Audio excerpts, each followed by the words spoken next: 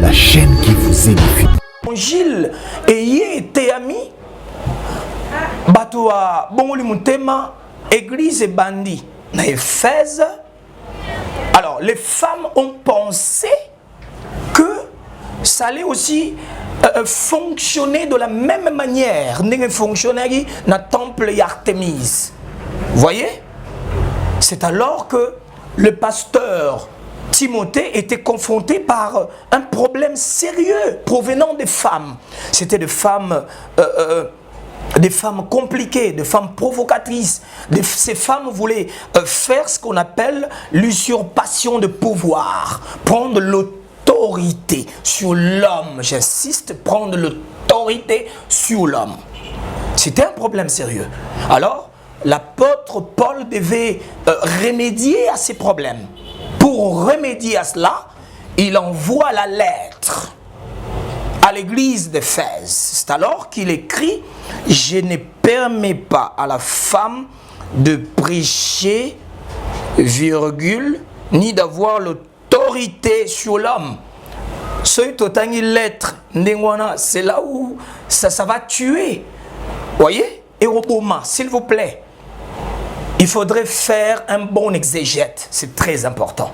Recourir aux langues. Verbe où apôtre Paul a utilisé awa, en hébreu c'est isokia. Isokia.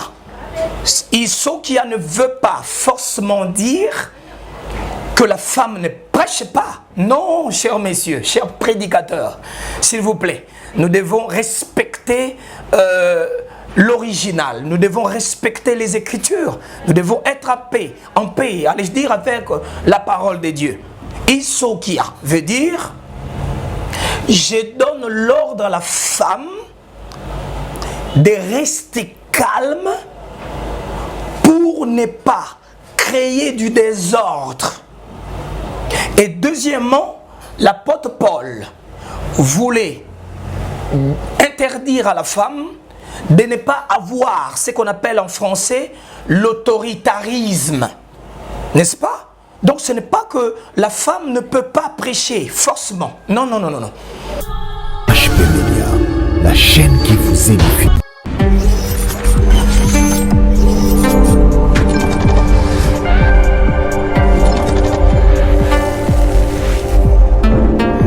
Voilà, je vous salue, vous qui avez l'habitude de nous suivre à travers le monde, les amis de EHP Média, que Dieu vous bénisse. C'est votre humble serviteur, l'apôtre Christian Tchabuntu Kalombo, du ministère MPPF, le ministère de la parole puissante et de feu. Nous sommes dans la commune de Ngaliema, précisément Upen, avenue Mbama 57. La grande référence, c'est l'arrêt Wangu. En dehors de mon costume apostolat ou pastoral, si vous voulez bien, je suis aussi un acteur social, le numéro 1, un président initiateur d'une ONGD, Orphelinat, tiré de Zo, toujours à Lupen. Que Dieu soit loué. Pour aujourd'hui, nous sommes là, juste pour tout le sujet moro est important. Un sujet autour d'Nyango, il y a des débats interminables. Je reprends, je martèle, des débats interminables. D'ailleurs, je dois être clair pour avancer. Il y a eu certaines personnes qui ont manqué de maîtrise par rapport à ce sujet et se sont insultés. Il y a eu des propos injurieux, oui, provenant de prédicateurs, provenant de pasteurs, frères, sœurs et consorts. Je rappelle qu'autour d'un sujet, même lorsqu'il s'agit d'un débat ou d'une discussion quelconque, nous devons avoir l'élégance dans le parler. Nous devons avoir des nerfs d'acier. Avançons nos alibis, avançons nos arguments. Bien sûr, biblique, donner des références bibliques sûres et importantes. Gloire à Dieu. Avant de donner ce sujet, je vais d'abord prier, rendre gloire au Seigneur. Père très saint, la Bible dit que ta bouche est plus douce que la crème, tes paroles sont plus somptueuses que l'huile. Il est écrit, la révélation de ta parole est claire et donne de l'intelligence. Rends-nous intelligents. Au nom de Jésus, Amen. Voilà, sujet Tointo Lobela, eza sujet monde dans le bagio préalable, sujet moro tourne yango, ba débat eza interminable. Batu ba lobela on a ndenge et bisope par rapport à particularité na biso. Je veux dire que nous voulons mettre la pierre, n'est-ce pas? Mettre la main à la pâte, donner une contribution aussi. Alors, c'est quoi le sujet? Déjà, moi, j'appelle ces sujets Paul et les femmes. C'est comme ça que je préfère appeler ça. Paul et les femmes. Apôtre Paul Nabasi. Alors, déjà, vous comprenez ce que je veux dire. L'apôtre Paul a dit dans les Écritures qu'il ne permet pas, c'est ce qu'il a dit, qu'il ne permet pas à la femme de prêcher. Nous allons voir ça. Je suis dans 1 Timothée, chapitre 2, verset 12. Je lis la parole. Je ne permets pas à la femme d'enseigner, ni de prendre de l'autorité sur l'homme, mais elle doit demeurer dans le silence. Amen. Parole de Dieu.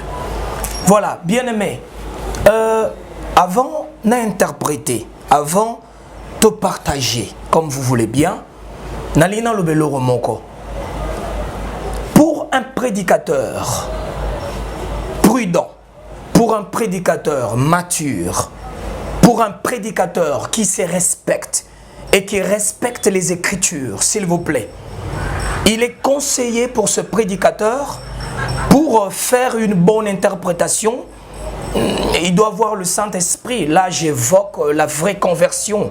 Il doit expérimenter la nouvelle naissance, n'est-ce pas, pour naviguer dans le monde de la révélation. C'est important. Mais il est aussi conseillé à ce prédicateur de ne pas ignorer les langues. Qu'est-ce que je veux dire? La Bible, je rappelle, la Bible n'a pas été écrite en français, chers messieurs, chers prédicateurs, s'il vous plaît. La Bible fut écrite en 3 langues, hébreu, grec et une petite partie en araméen. D'ailleurs, toute la Nouvelle Alliance fut écrite en grec. Voyez-vous? Alors, je veux déjà rappeler que la plupart des tribus, permettez que je ne cite pas, que je ne puisse pas faire mention des tribus. La plupart des tribus, quand vous vous rendez chez eux, vous allez déjà trouver que la femme dans ces tribus ne vaut presque rien. En tout cas, nous devons faire un effort de ne pas nous laisser emballer par des sentiments tribaux, des sentiments coutumières. Vous allez trouver déjà que dans ces tribus, là où la femme ne vaut presque rien, cette tribu déjà embrasse ce verset et fait de cet verset, il fait une interprétation littérale. On a lu, l'apôtre Paul a dit, je ne permets pas, c'est lui qui parle. Ça n'engage que lui d'ailleurs. Quand il dit je, le je remplace l'apôtre Paul. Il dit je ne permets pas à la femme de prêcher, ni d'avoir l'autorité sur l'homme. Directement, la plupart ils font, allais-je dire, une interprétation littérale, je l'ai dit au début. S'il vous plaît, nous ne pouvons pas, lorsque nous interprétons un passage ou un verset biblique, nous ne pouvons pas mettre des côtés, ou soit mettre en quarantaine les langues par lesquelles la Bible fut écrite. C'est très important.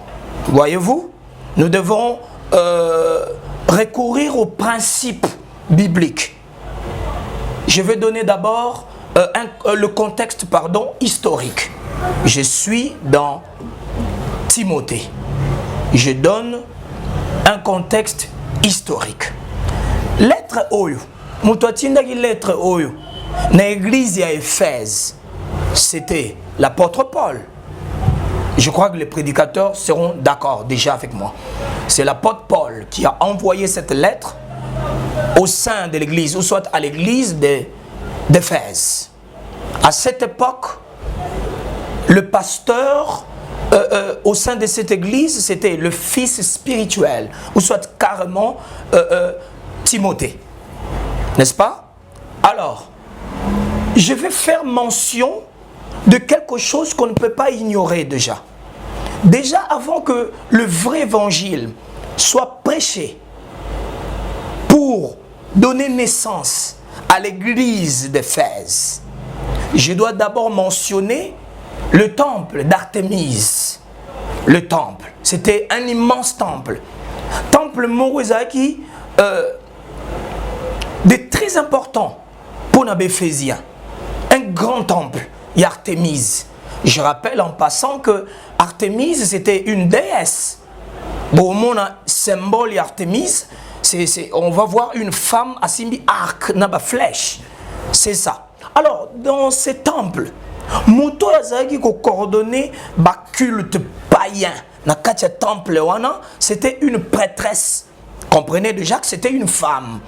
Alors, tout ce qui s'est passé en grande partie dans Éphèse, c'était féministe. Je dois rappeler ça, c'était féministe. Alors, le culte était dominé par les femmes. Ah. Alors, c'est alors que lorsque l'évangile ayant été ami, Batoa Bongoli Mutema, église et bandit, dans Éphèse, alors les femmes ont pensé que ça allait aussi fonctionner de la même manière que fonctionnait dans le temple d'Artémise. Vous voyez? C'est alors que le pasteur Timothée était confronté par un problème sérieux provenant des femmes. C'était des femmes compliquées, des femmes provocatrices. Ces femmes voulaient faire ce qu'on appelle l'usurpation de pouvoir, prendre l'autorité sur l'homme. J'insiste, prendre l'autorité sur l'homme. C'était un problème sérieux. Alors, l'apôtre Paul devait remédier à ces problèmes. Pour remédier à cela, il envoie la lettre à l'église d'Éphèse. C'est alors qu'il écrit « Je ne permets pas à la femme de prêcher, virgule, ni d'avoir l'autorité sur l'homme. » Ce lettre, c'est là où ça va tuer. Voyez? Et Roboma, s'il vous plaît, il faudrait faire un bon exégète. C'est très important.